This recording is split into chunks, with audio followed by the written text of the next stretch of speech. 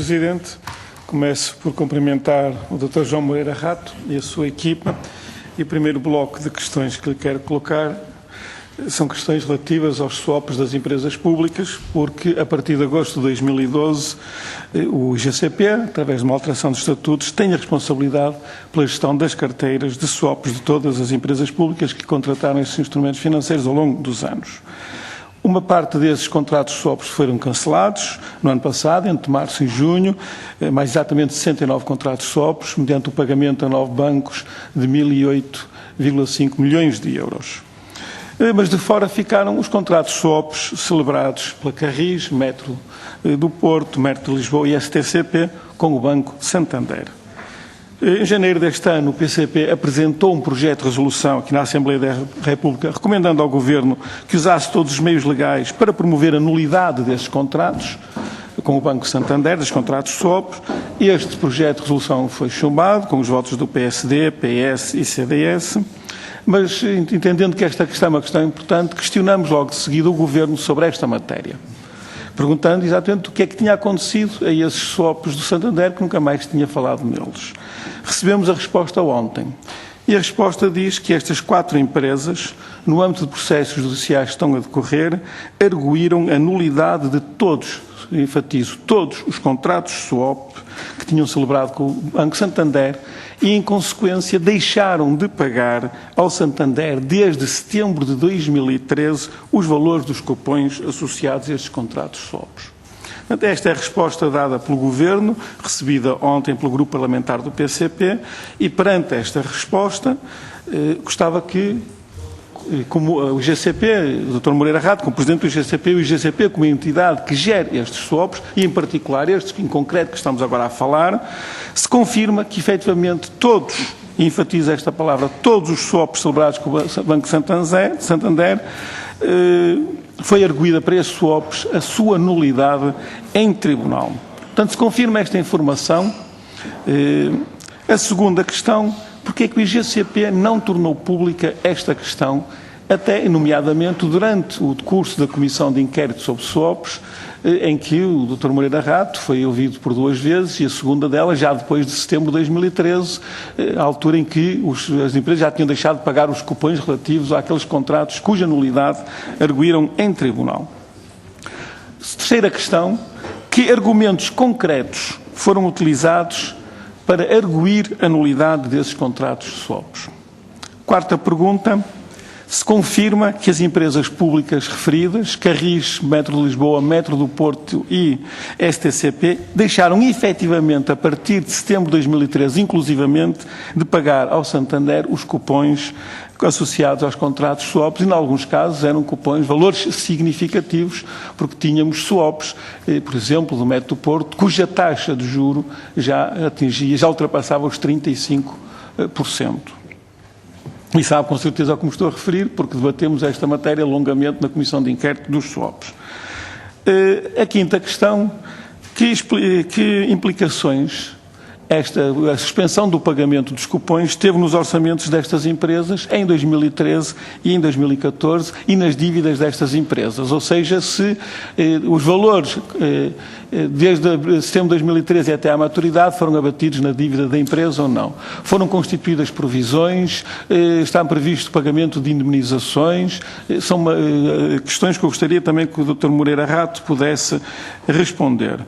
E uma última questão sobre os swaps: qual o montante total nestas 4 empresas que não foi pago desde setembro de 2013 até março de 2014? Portanto, qual foi o montante em milhões de euros que o conjunto das 4 empresas deixaram de pagar ao Santander desde setembro de 2013? Portanto, são as questões concretas que lhe deixava sobre esta matéria, e pedia uma resposta também concreta e detalhada sobre esta matéria, e faço porque o IGCP tem agora essa responsabilidade da gestão de todos estes swaps das empresas públicas. Um segundo grupo de questões tem a ver com a sustentabilidade da dívida pública, ou melhor dizendo, com a insustentabilidade da dívida pública. O INE publicou anteontem dados relativos à dívida das administrações públicas e, de acordo com essa publicação, em 2010 a dívida era de 162 mil milhões de euros, 94% do PIB. E durante os 3 anos do período que corresponde ao programa da Troika, 2011, 2012, 2013, essa dívida pública nunca deixou de aumentar, sendo 162 mil milhões de euros em 2010, cresceu para 185 mil milhões de euros em 2011, depois para 205 mil milhões de euros e em 2013 para 213 mil milhões de euros e em 2014, de acordo com as previsões do INE, continuará a crescer em termos de volume, não em termos de PIB, mas em termos de volume, para 214 mil milhões de euros.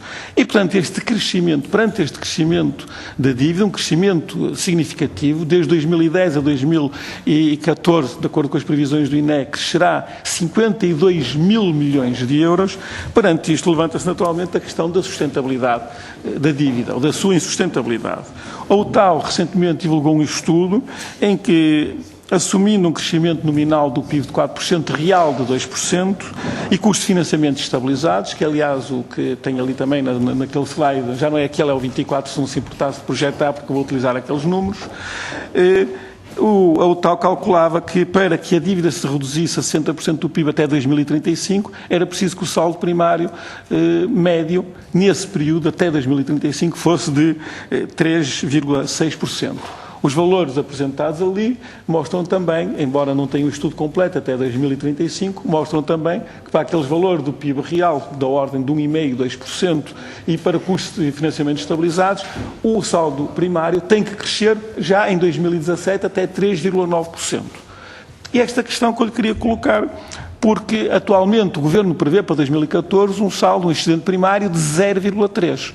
Para em 2017 atingir 3,9, seria preciso uma redução na despesa, um aumento da receita de 6 mil milhões de euros, em números redondos. 6 mil milhões de euros de diminuição na despesa adicional relativamente àquela que foi feita até ao momento.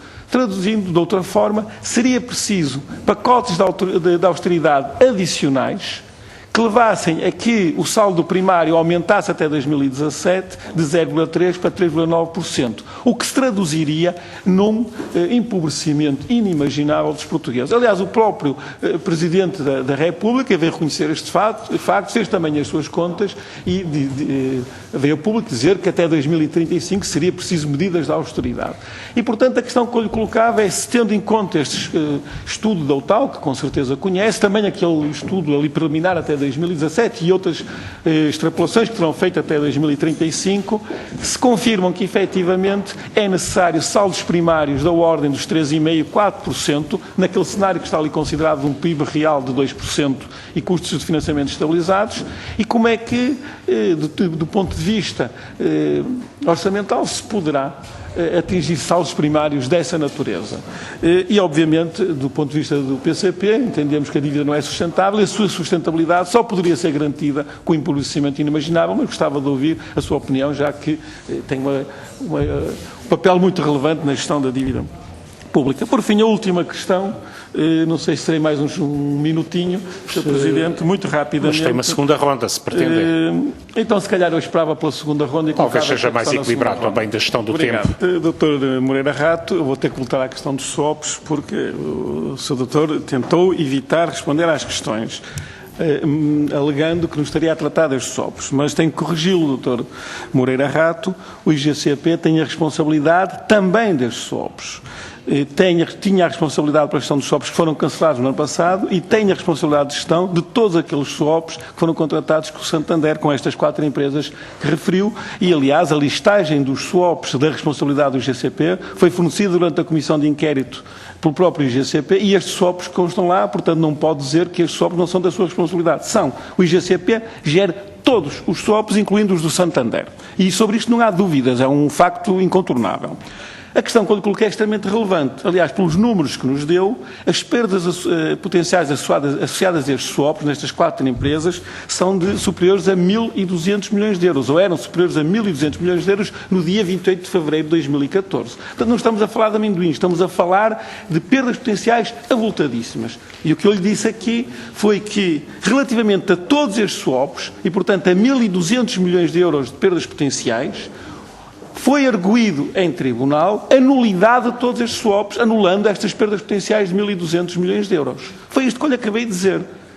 E o Dr. Moreira Rato não pode alegar desconhecimento deste facto, porque se o IGCP gera a carteira de swaps destas empresas públicas com o Santander, de certeza que sabe que em setembro do ano passado, em tribunal, foi arguido. Pode não ter estado no tribunal diretamente, através de uma equipa jurídica, mas de certeza que sabe sobre isto. E o que eu lhe pedia é que confirmasse, efetivamente, que todos estes swaps, cujas perdas potenciais disso são 1.228 milhões de euros, foi arguida a sua nulidade em tribunal e as empresas deixaram imediatamente de pagar os cupons correspondentes. Outra pergunta que eu lhe fiz e que não pode alegar desconhecimento é porque é que o IGCP, tendo conhecimento desta circunstância, não informou, não tornou esta informação pública, porque é de extrema relevância. Estamos a falar, repito, perdas potenciais de 1.200 milhões de euros, é uma quantia significativa. O IGCP tinha que ter falado disto antes e tinha que ter falado disto na Comissão de Inquérito, quando foi questionado diretamente sobre as alternativas e não revelou esta informação, só soubemos ontem. A questão do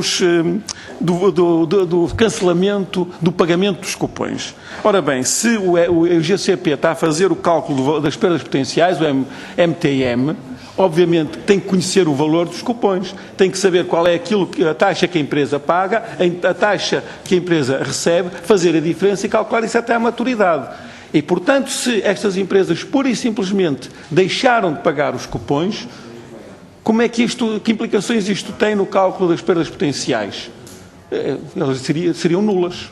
Porque a partir do momento que não pagam qualquer valor ao banco, à medida que 3 em 3 meses vão vencendo esses cupons, significa que as perdas potenciais são nulas. E, portanto, este valor aqui, presumo, que forneceu, é aquele que se obteria se assumisse que as empresas iriam pagar até às maturidades, digamos, cumprir aqueles contratos. Mas se em setembro de 2003 arguíram a nulidade e deixaram de pagar os cupons, suspenderam, isto tem implicações no cálculo do MTM. É nesse sentido que eu lhe pedia, o IGCP pode não estar em tribunal diretamente a tratar destes assuntos, pode não conhecer os argumentos jurídicos concretos, mas de certeza que está a par destas questões e que nos pode elucidar sobre isso. E, portanto, eu insisto nas questões que lhe coloquei, de confirmação que foi arguido em tribunal a nulidade, que as empresas a partir de setembro de 2013, inclusive, deixaram de pagar esses cupons e pedia-lhe que comentasse estes aspectos e as implicações que isto tem, porque é um assunto de extrema relevância e não se pode escusar a responder dizendo que está em tribunal e, portanto, os juristas estão a acompanhar o caso que respondam, porque o IGCP tem responsabilidades de acompanhamento destes swaps. E tem que saber o que se passa. E o Dr. Moreira Rato, de certeza que sabe o que se passa. E o que estamos a pedir aqui é que, no âmbito da atividade fiscalizadora da Assembleia da República, informe esta Comissão daquilo que está a passar com os swaps, que é de extrema relevância, tendo em conta as informações que ontem, finalmente, ao fim de muita insistência, o Governo nos facultou. E era esta questão que eu insistia, Dr. Moreira Rato, não fuja à questão e responda, por favor, pondo aqui nesta Comissão, informando esta Comissão, todos os dados que dispõe sobre esta matéria. Muito obrigado.